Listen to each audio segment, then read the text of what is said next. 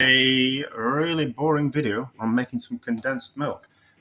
Or evaporated milk. No, condensed. No, evaporated, because we're evaporating it. So a part of my 10 simple ingredients project, I've become aware that there's not that many puddings. So I was kind of thinking, I probably need to think about making more puddings. But as we've only got flour, milk, and eggs, and fat in the form of whatever fat we've got in the house, we're kind of limited of what we can do. Obviously, you're just going to go, well, you just buy some cream. If you want to enrich things, enrich like a custard tart. But I was kind of thinking I don't really want to have to do that, because that kind of stretches the rules a little bit too far of this project. So what we're going to do to make a richer custard tart, I'm going to, on other things like richer custards as well, we're going to evaporate some of this liquid out of this milk and see what it tastes like. Of course, you can just buy it. Just buy evaporated milk. Don't faff around like I do. But I'm home tonight. The cooker's on anyway. We might as well do this project. So there is a litre of milk in here. I brought it up to the boil. The only problem with continuing to boil it to evaporate off the liquid is that it will highly likely want to burn on the bottom of the pan. So I have brought it up to the boil, and then I was going to calculate what if we'd lost any liquid during the boiling process, but I didn't kind of like think about that too far in front enough. So not to worry. What we're going to do is it's in a bain-marie of hot water. So there's hot water underneath here, pan inside pan of water, and then that will heat it gently enough that there will be evaporation coming off. I can see it. You can see it there.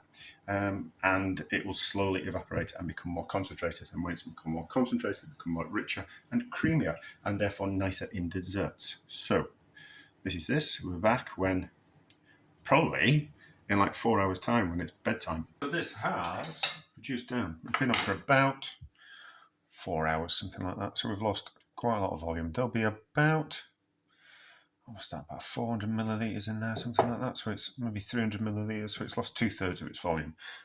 I haven't fully decided what we're going to do. We have got a bit of skin in there.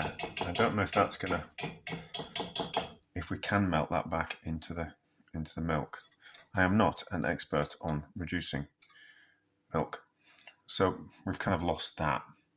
We're not going to faff around too much with that. Let's just put that in the sink to wash up. I'll have to soak that overnight. I think we'll give it a taste, and then what I think we'll do is I'll put some cling film overnight, and we'll kind of see if we can loosen the outside where it's caught slightly. It certainly tastes like evaporated milk. So I think a bit of cling film over the top, and then we might. I'll tell you what. Let's get a hand blender in it. Let's get the hand blender in it now, and then it will might just melt those bits of skin back into it. And we turn the gas off now. Don't turn the gas off. It's wrapping itself in knots. I'm talking about something like it's alive and it's an inanimate object. So.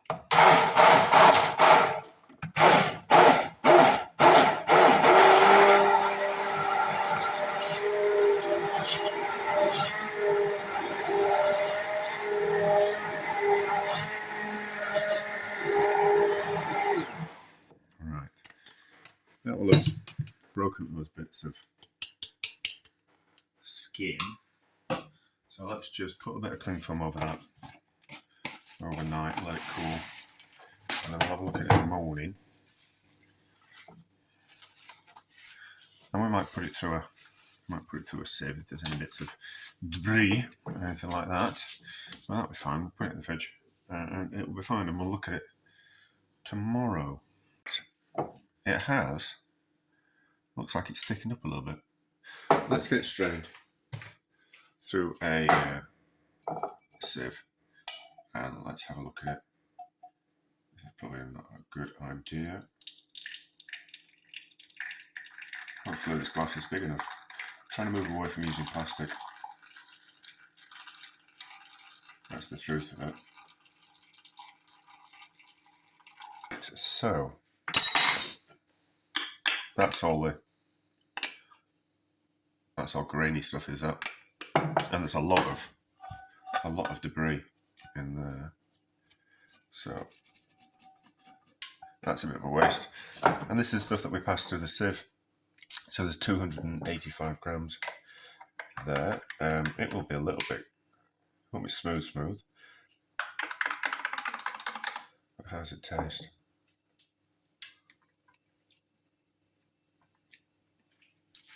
Yeah, it tastes like evaporated milk. Of course it does. Bit of faff, isn't it? Bit of a waste. I can't imagine. I can't think of another way to do it at home without making an absolute waste and a bit of a mess.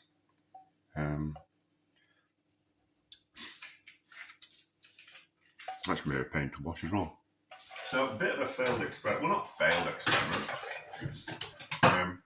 because we did it, but I just don't think it's worth it. I don't think it's worth it. I think the only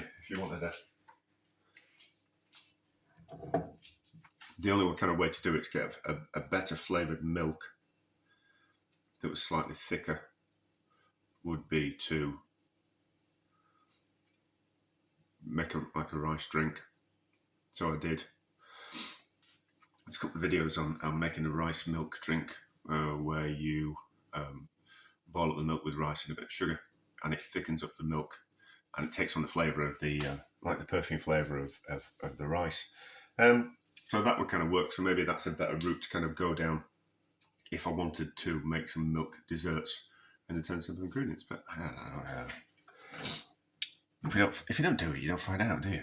But bit useless. So kind of a failure, but now we know. So that's okay, isn't it? Success-ish. So just out of interest, I've frozen this condensed evaporated milk. Evaporated milk. And then I'm going to defrost it just out of curiosity. I have been faffing around with fruit juices at the moment, and I've found that if I freeze them, defrost them, freeze them, defrost them, freeze them, defrost them about 4 or 5 times, all the sugar and the fruit juice flavour separates down to the bottom of the container and the water's left on top. So I'm just kind of curious to see what happens with evaporated milk when it's frozen and defrosted. And it seems like a good opportunity. And the ones, it wouldn't work, I don't know if it would separate out or anything like that, but it certainly wouldn't work with a tinned evaporated milk because there will be other things in it that stabilise it, that stop it from splitting out or separating or anything like that.